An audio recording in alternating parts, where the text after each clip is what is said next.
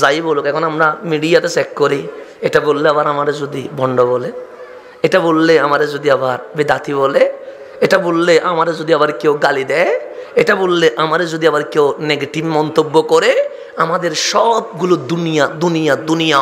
ইসলামের জন্য হালকা মায়া আমাদের নাই, রসুলের জন্য হালকা মোহাব্বত আমাদের নাই, ইসলামের প্রতি হালকা প্রেম আমাদের নাই বলে আমরা লেভেল মেনটেনে আসি। কিসের মেনটেনে?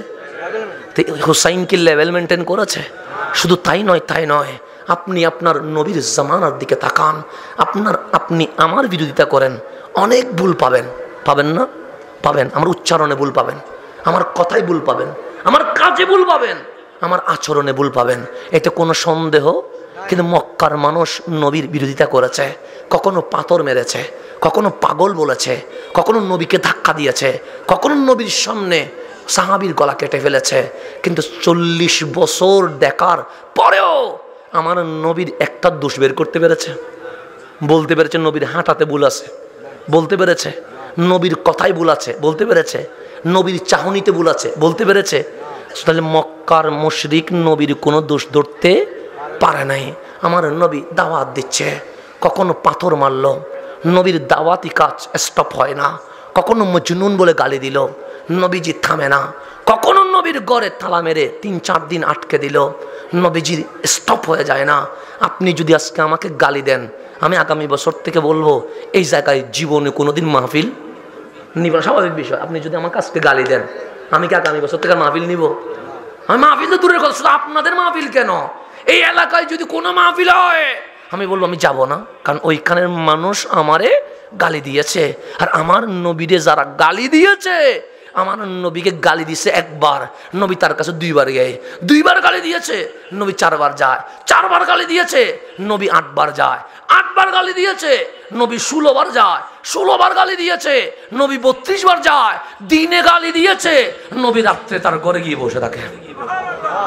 দাওয়াতি কাজ বন্ধ করতে এখন আবু জাহেল বলে পাথর মারি লাভ কি, পাগল বলে লাভ কি, উটের বুড়ি তুলে দিয়ে লাভ কি, চোখের সামনে সাহাবি মারা লাভ কি? কারণ ওনার তো দাওয়াতি কাজ কি হয় না, বন্ধ হয় না। চলো এটা ওনার সাথে চুক্তি করি। কি করি? কার সাথে? নবীর সাথে। কিসের চুক্তি? লুবের চুক্তি।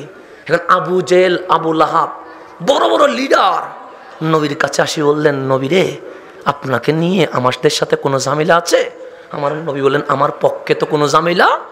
তোমরা গালি দিয়েছো, আমি নবী তো গালি দেয় নাই।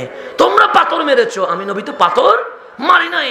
তোমরা উটের বুড়ি তুলে দিয়েছো, আমি নবী তো উটের বুড়ি তুলে দেয় না, আমার পক্ষ থেকে কোনো ঝামেলা নেই। এখন আবু জাহেল বলে, নবীরে 40 বছর যতদিন কালিমার দাওয়াত দেন নাই, যতদিন কুলহু আল্লাহু আহাদ বলেন নাই, যতদিন নিজেকে রসুল বলেন নাই, ততদিন কি আমরা আপনাকে ঝামেলা করেছি? আমার নবী না। আমরা কি আপনাকে আল আমিন বলি নাই? আমার নবী অবশ্যই বলেছেন। আমরা কি সাদেক বলি নাই? বলেছেন। আমরা কি আপনাকে সম্মান করি নাই? আমার নবী হ্যাঁ। আপনি তো কুরাইশ বংশের সর্বোচ্চ পরিবার বনু হাশেম থেকে আব্দুল্লাহর ঘরে এসেছেন, আপনি তো আমাদের মাথার উপরে। আজকে আবু জেহেল কথার ধরন চেঞ্জ করে ফেলেছে। আমার নবী বলেন, কি হলো? যেই মক্কার মানুষ আমারে পাথর মারে, যেই মক্কার মানুষ আমাকে উটের বুড়ি তুলে দেয়, আজকে বলছি আপনি আমার মাথার উপরে। আমার নবী, কি হয়েছে তোমাদের? সে একটা প্রস্তাব নিয়ে এসেছে। আমার রসুল বলেন, আপনার সাথে ব্যক্তিগত কোনো ঝামেলা নাই, কিন্তু 40 বছর পরে আপনি যখন কোরআনের দাওয়াত দিয়েছেন, ঝামেলা বেজে গেছে। আপনি যখন লা ইলাহা ইল্লাল্লাহ বলেছেন, ঝামেলা বেজে গেছে। আপনি যখন মুহাম্মাদুর রাসূলুল্লাহ সাল্লাল্লাহু আলাইহি ওয়াসাল্লাম বলেছেন, ঝামেলা বেড়ে গেছে। তো আমার নবী বললেন, কি চাও? সে ঝামেলা কমাইতে চায়। তো আমার নবী বললেন, আমি তো ঝামেলা বাড়াইতে চাই না, আসো কি করতে চাও? আবু জাহেল একটা প্রস্তাব নিয়ে এসেছে। আমার নবীর কিসের প্রস্তাব? আমরা নিজেদের সকল ক্ষমতা ছেড়ে দিয়ে মক্কার ক্ষমতা আপনি নবীকে দিয়ে দিব, কোনো সমস্যা নেই। আপনার কি লাগবে? আমরা খালি কাগজ দিয়েছি, আপনি গড় বাড়ি প্রসাদ যা লাগে লিখে দেন, আমরা দিব। আমার নবী বললেন, কিরে, যারা আমার পাথর মারলো, এত বিশাল প্রস্তাব। আমার নবী বললেন, বিনিময়ে? আচ্ছা, বিনিময়ে আপনি কিছু দিতে হবে না, একটা জিনিস দিতে হবে। আমার রাসূল কি দিব? কালিমার দাওয়াত বন্ধ করে দেন, কোরআনের দাওয়াত বন্ধ করে দেন, নিজের নবুয়ত বন্ধ করে দেন। আমার নবী বললেন, তোরা আমার সাথে চুক্তি করতে এসেছিস? জাস্ট লেভেল মেনটেন করবেন। কি মেনটেন? আপনি কালিমা পড়েছেন, কাউকে কালিমার দাওয়াত দিয়েন না। আপনি কোরআন পড়েছেন, কাউরে কোরআনের দাওয়াত দিয়েন না। আপনি নামাজ পড়েছেন, কাউরে নামাজের কথা বলিয়েন না। Level maintain. আপনি আমাদের কাছেও ভালো থাকবেন, সবার কাছেও। আমার রাসূল ডাক দিয়ে বললেন, শোন, ডান হাতে যদি সূর্য এনে দিস, দুনিয়া নয়, সূর্য যদি এনে দিস, বাম হাতে যদি চাঁদ এনে দিস, মুস্তাফা অ্যালাউন্স করছে এরপরেও ইসলামের দাওয়াত বন্ধ হবে না, কালিমার দাওয়াত চলতেই থাকবে। এটার নাম ইসলাম। এটার নাম কি? ইসলাম। ওয়া তাকতুমুল হাক্কা ওয়া আনতুম তা'লামুন। তোমরা জেনে শুনে হককে গোপন করতে পারবে না। তাহলে আজকে আমাদের বাংলাদেশে আমাদের শ্রেণীর বক্তাদের আকীদার মাহফিল শোনা যায় না। আকীদার মাহফিল হয় না। সুন্নিয়তের গর্জন আসে না। শেরে বাংলার ধ্বনি আসে না। মিলাদুন নবীর কথা বের হয় না। নবী জিন্দা মাহফিল হয় না। নবীর এলম নিয়ে আলোচনা হয় না। তার মানে আমরা এজিদি চক্রের ভিতরে লেভেল মেনটেন করতে গিয়ে এজিদিদের সাথে একটা ভেতরে চুক্তি করে ফেলেছে। সেই জন্য বাতিল কথা বলার সুযোগ পাচ্ছে। না হলে সুন্নিদের সাথে বাতিল কথা বলতে পারবে না যদি সুন্নি একজনও হয়। কয়জনও হয়? আমি আজকে অনেক সত্য কথা বলে দিচ্ছি, কারণ বলার দরকার। এখন সময় এসেছে। আর লেভেল মেনটেনের কোনো সময় নাই। এখন আসলে সামনের দিকে যায়। তাহলে আল্লাহ বলছেন, ওয়ালা তালবিসুল হাক্কা বিল বাতিল। হকের সাথে বাতিলের কোনো মিশ্রণ চলবে না। সেই জন্য আমার নবীর জামানায় সবচেয়ে বেশি ইবাদত করেছেন, তার নাম আব্দুল্লাহ ইবনে ওবাই। নামাজ বেশি, তাহাজ্জুদ বেশি, দাড়ি বেশি, পাগড়ি বড়, সিজদা বেশি, কোরআন বেশি, তাসবিহ বেশি, মেসওয়াক বেশি। কিন্তু জান্নাতি না জাহান্নামী? কেন? সব তো ঠিক আছে, একটা জামিলা আছে। নবীর দরবারে আদব দিতে পারে নাই।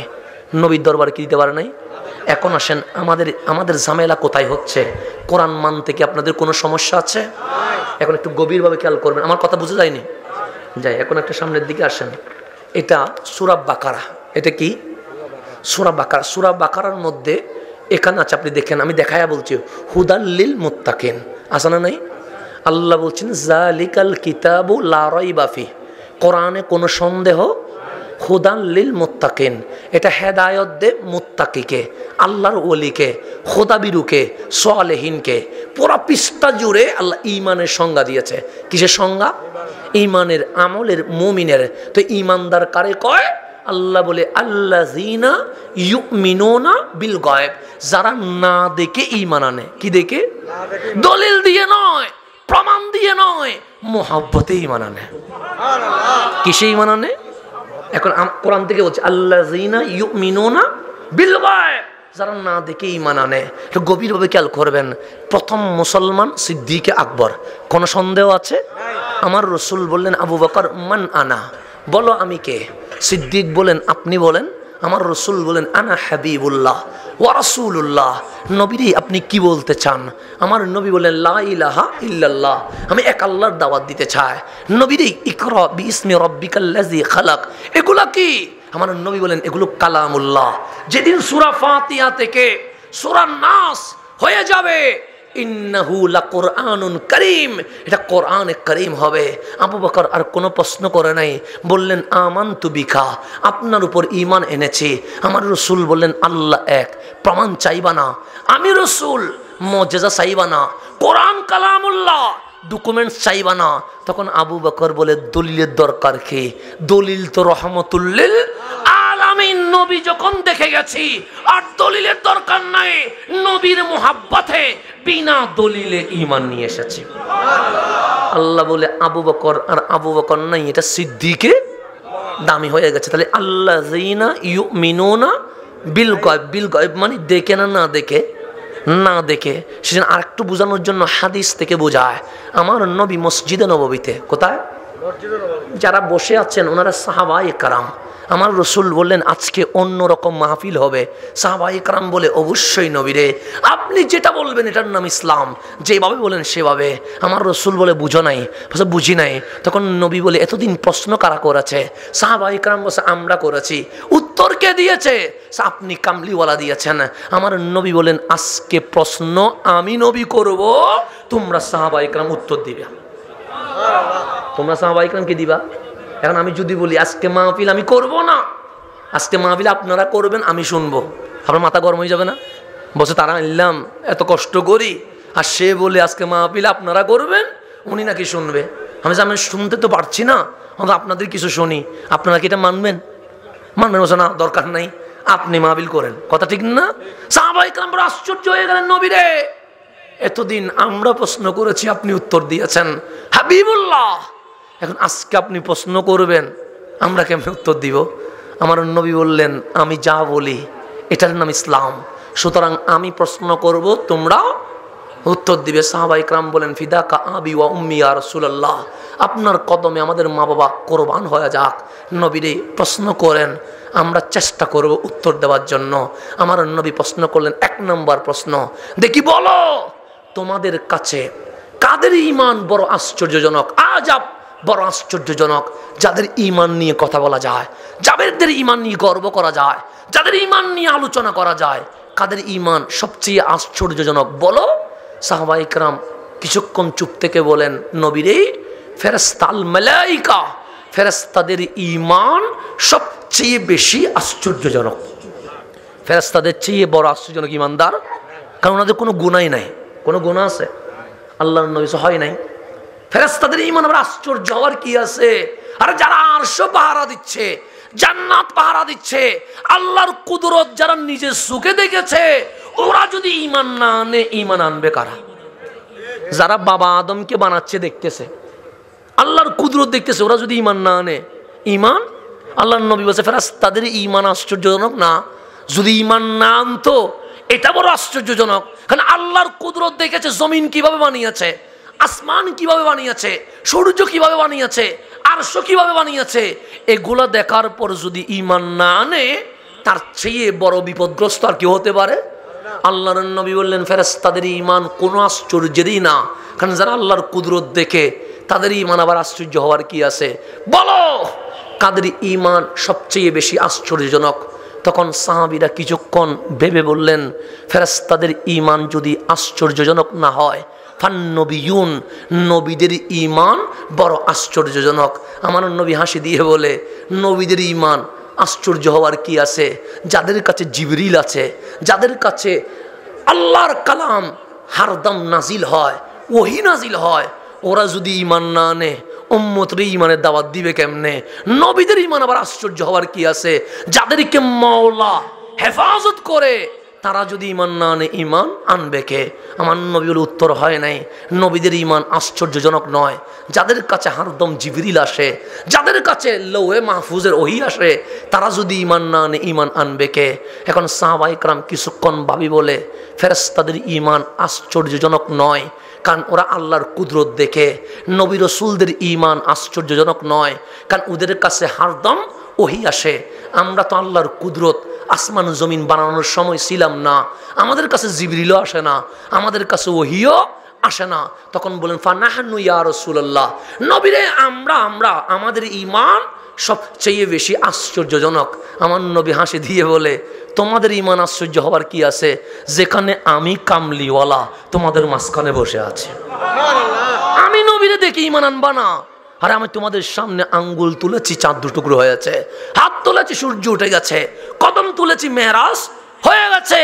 কামলিওয়ালা তোমাদের সামনে, ইমামুল আম্বিয়া তোমাদের সামনে, যেই নবীর উম্মত হওয়ার জন্য আদম থেকে ঈসা আলাইহিমুস সালাম দোয়া করেছে, ওই নবীরে পায়া ঈমান আনবা না? এটা কি হতে পারে? আমি নবীরে দেখে ঈমান না আনলে তাহলে ঈমান আনবে কারা? সাহাবীদের ঈমান আশ্চর্যজনক নয়। সবাই 2 হাত তুলে বলে সারেন্ডার। আমার নবী কি হয়েছে? সে নবীরে আমরা পারবো না, কারণ আমরা বললাম ফেরেশতাদের ঈমান আশ্চর্য, আপনি বলেন হয় নাই। আমরা বললাম নবী রাসূলদের ঈমান আশ্চর্য, আপনি বললেন হয় নাই। আমরা বললাম আমাদের ঈমান আশ্চর্য, আপনি বললেন হয় নাই। আল্লাহু ওয়া রাসূলুহু আ'লাম। আমরা সারেন্ডার করলাম, এই প্রশ্ন আর করিয়েন না, আমাদের বিবেকের মধ্যে কোনো আনসার নাই। আমরা দুই হাত করজোড় করে বলছি, নবীরে কাদের ঈমান সবচেয়ে বেশি আশ্চর্যজনক?